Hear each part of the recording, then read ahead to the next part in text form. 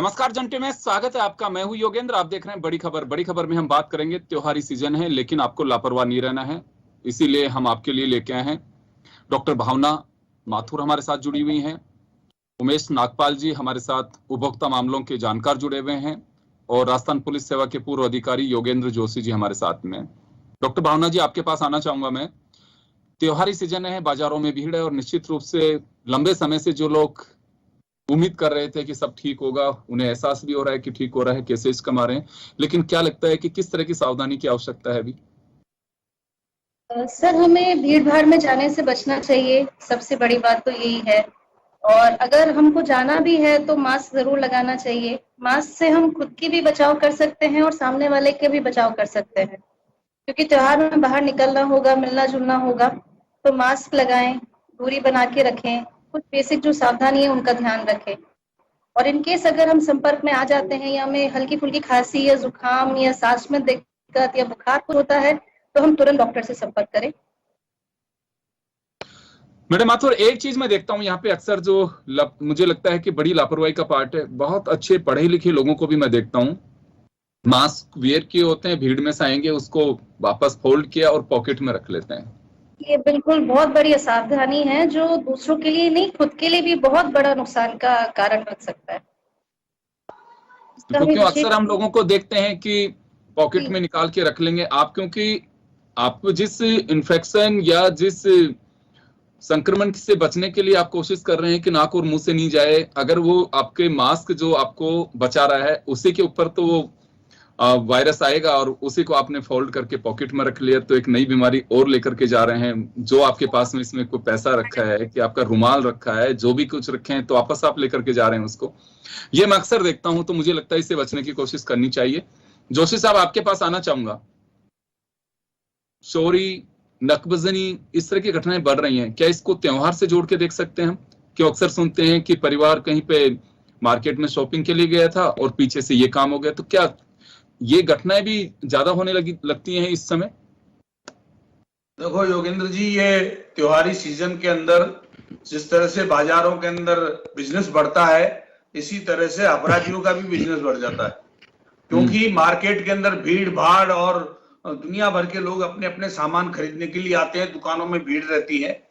ऐसे समय में नागरिकों को भी सावधानी बरतनी पड़ेगी और पुलिस को भी सावधानी बरतनी पड़ेगी। मैं सबसे पहले तो जो पुलिस की सावधानियां हैं वो बताता हूं कि पुलिस को क्या करना चाहिए।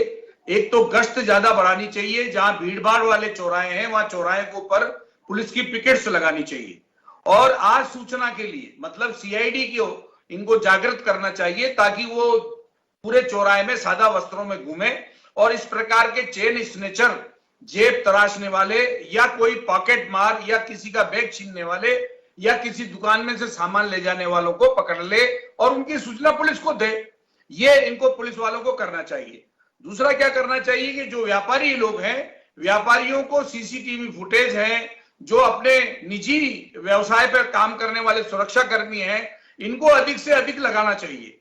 और जितने भी जो चौराहे वगैरह पे सीसीटीवी फुटेज वगैरह होते हैं जो पुलिस के कंट्रोल में आते हैं, उनको भी सुचारू रूप से अभी चेक कर लेना चाहिए। क्यों? क्योंकि अभी त्योहारी सीजन है, और इस त्योहार के सीजन में क्या करना चाहिए, नागरिकों को छलावे में नहीं आना चाहिए। मैंने ये महसूस किया है कि जैसे बुजुर्ग होते हैं जो स्कूटर मोटरसाइकिल पे अपने आप निजी कार्य के लिए निकल जाते हैं, 70 साल के 75 साल के हैं, हाथ में कड़ा, अंगूठी और घड़ी पहने हुए होते हैं, चेन पहने हुए होते हैं, तो लोग 2-3 तरह से उनको बुलावे में लाते हैं।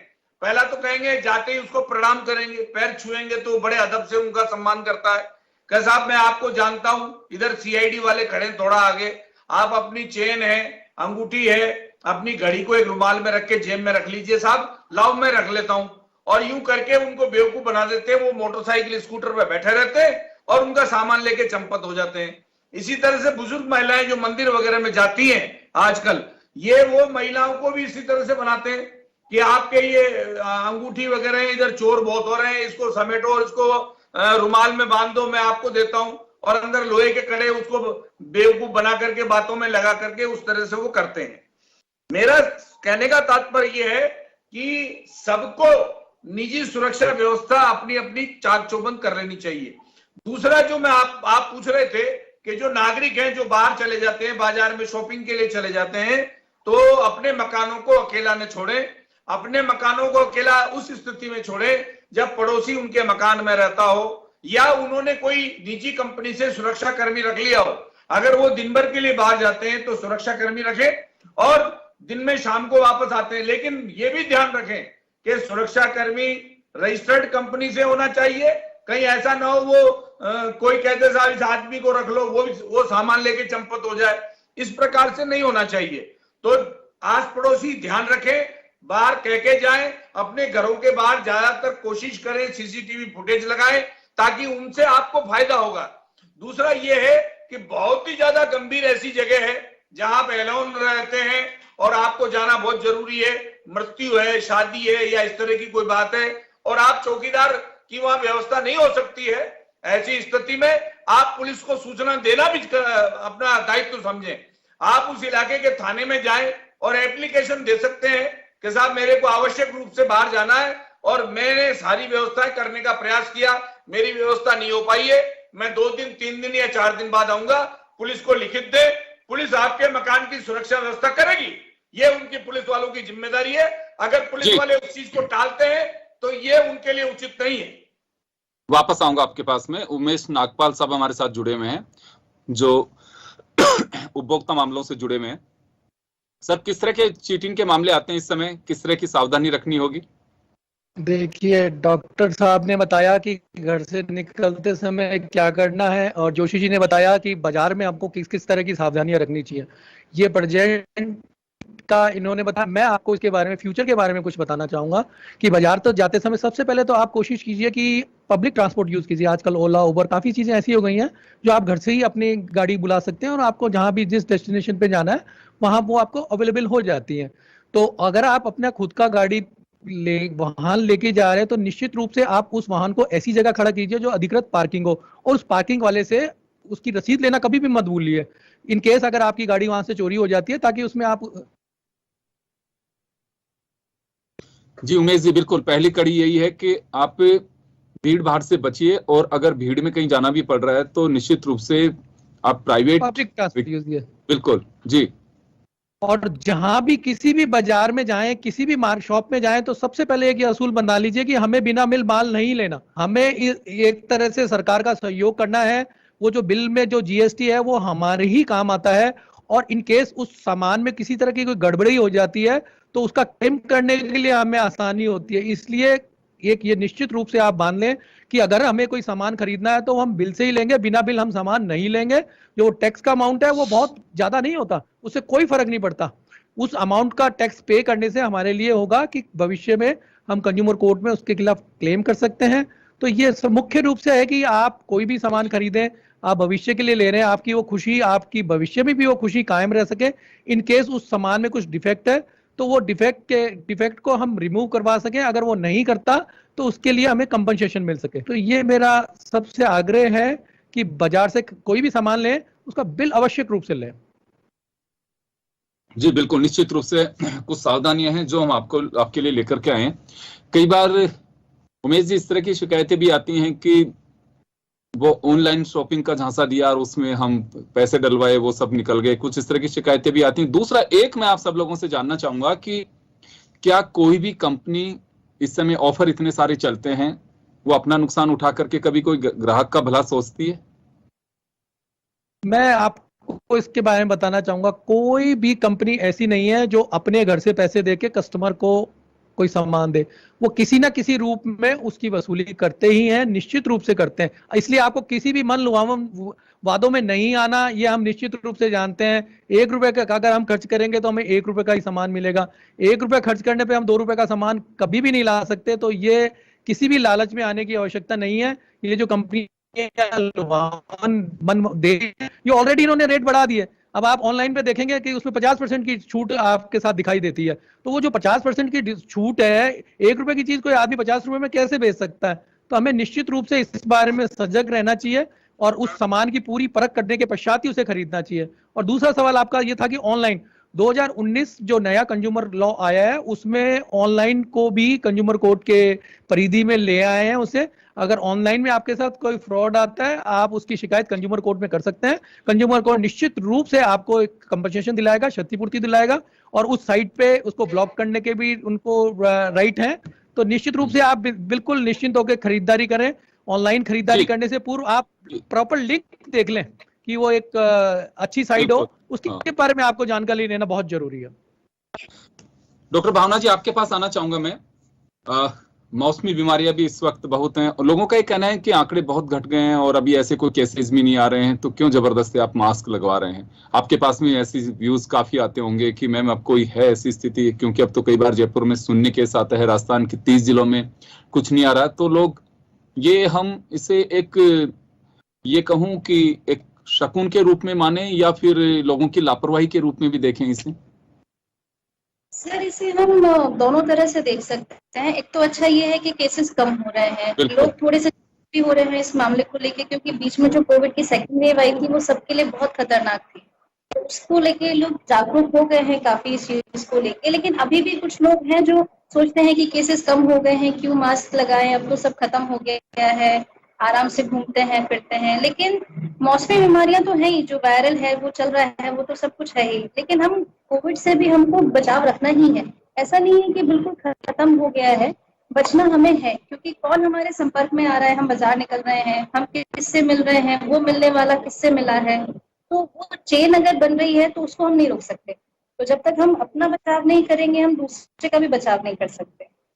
बिल्कुल, निश्चित रूप से, क्योंकि यहाँ पे ये कहना लाजमी होगा कि जब एक केस आ रहा था तो हम सब में हड़कंप मच गया था और कुछ केस आने के बाद ही कर्फ्यू लगाने पड़े, हमें लॉकडाउन करना पड़ा, और दूसरी बार भी यही सब कुछ हुआ। वो कहीं ना कहीं हो सकता है हम आप लोग सब समझदार हों, लेकिन किसी और का पता नहीं है कि वो उसकी लापरवाही का शिकार आप भी हो सकते हैं, क्योंकि ये एक इस तरह की स्ट्रीम बन चुकी है कि लाइक के एक्सटेंट दुर्घटना होती है, किसी एक की लापरवाही होती है, आपकी बिल्कुल कोई लापरवाही नहीं, लेकिन सामने वाले की लापरवाही का शिकार आप भी बन सकते हैं। तो आपको डबल केयरफुल रहने की आवश्यकता है। और ये त्योहारी सीजन है, निश्चित रूप से आप लोग एंजॉय करिए, लेकिन सावधानी के साथ में। सरकार अगर लगातार कोई बात कह रही है, डॉक्टर्स आपको कह रहे हैं, एक्सपर्ट्स कोई कह रहे हैं, तो ये मान के चलिए कि उस प्रोटोकॉल को आपको फॉलो करना है। वो आपके हित में है, समाज के हित में है, देश के हित में है। चलिए जोशी साहब, एक आखिरी सवाल आपसे, या मैं आपका सुझाव लेना चाहूंगा कि जैसे ऑनलाइन फ्रॉड और सेल, ये सब चीजें हम देखते हैं अक्सर कि वहां पे फला सेल लगी हुई है, ये इस तरह की सेल लग रही है, जैसे नागपाल से साहब से सवाल था मेरा, वैसे ही क्या लगता है आपको कि क्या वास्तव में कोई भी कंपनियां, देखिए निश्चित रूप से पैसे कमाने के लिए लोग सभी बिजनेस करते हैं, उनका भी अपना एक एजेंडा होता है, लेकिन सावधान कैसे रहना होगा उनसे? देखिए योगेंद्र जी, सावधानी तो यही है कि जो पैसा आप पेमेंट करते हैं तो उनको, जो भी वेबसाइट आपने डाउनलोड की है, तो पहले तो आप ये निश्चित कर ले कि वेबसाइट जो है रजिस्टर्ड है या नहीं है। अभी एक एमएचए ने एक नंबर जारी किया है 155260। ये नंबर अभी पूरे देश में धीरे धीरे चल रहा है। इस नंबर का ये फायदा है कि आपने अगर कोई ऑनलाइन इस तरह की परचेजिंग कर ली या आपने कोई ऑनलाइन पेमेंट कर दिया है और वो गलत हाथों में चला गया, तो उस ऑनलाइन पेमेंट को रोका जा सकता है। और उसको रोकने के लिए क्या करना पड़ता है कि ये जो नंबर हैं, इनके ऊपर कॉल करने से वहां के जो है वो वेबसाइट खुल जाती है, उसमें आपका जो रजिस्टर्ड नंबर है बैंक का, जिससे आप संबंधित कंपनी को या जिस भी ट्रांजेक्शन करना चाहते हैं उस सिस्टम को उसको अप्लाई करते हैं, उसमें उसको भरते करते हैं। तो इस तरह से ये फायदा हो सकता है इस चीज का। तीसरा ये है कि जो भी कंपनियां आपसे कोई भी चीज लेती हैं, उन कंपनियों के जो रजिस्टर्ड ऑफिस होते हैं, उनके ईमेल एड्रेस होते हैं, उन ईमेल एड्रेसों का आपको ध्यान रखना पड़ेगा। उनके कईयों के मोबाइल नंबर भी होते हैं, इन नंबरों को आपको ध्यान रखना पड़ेगा। कई ऐसी कंपनियां हैं जो वेबसाइट पर दिखती हैं, आपने उसको डाउनलोड किया, आपने सामान खरीदा और फिर वो गायब हो जाती हैं। इसलिए सावधानी बरतने की जगह है, क्योंकि अभी दीपावली या दशहरे का टाइम आ रहा है, इसके अंदर ये सावधानी बरते। तीसरा, अपना जो वाहन है, इन वाहनों पे जीपीएस सिस्टम और लगवाएं। जीपीएस सिस्टम बहुत जरूरी है। चलिए, कुछ ऐसे सुझाव हैं हमारे तीनों एक्सपर्ट्स के जो मुझे लगता है कि आपको एक बड़ा मार्गदर्शन कर सकते हैं, आपको सजग कर सकते हैं।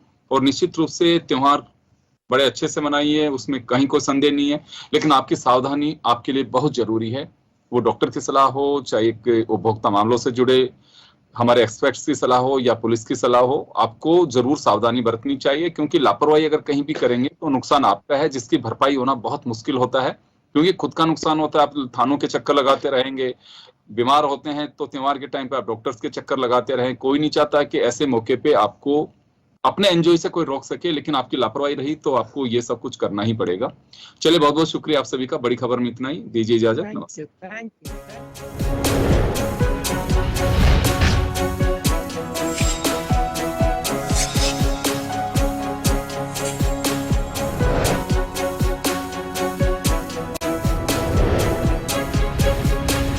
जन टीवी की लेटेस्ट अपडेट पाने के लिए हमारे चैनल को जरूर सब्सक्राइब करें और नोटिफिकेशन पाने के लिए बेल आइकॉन दबाएं।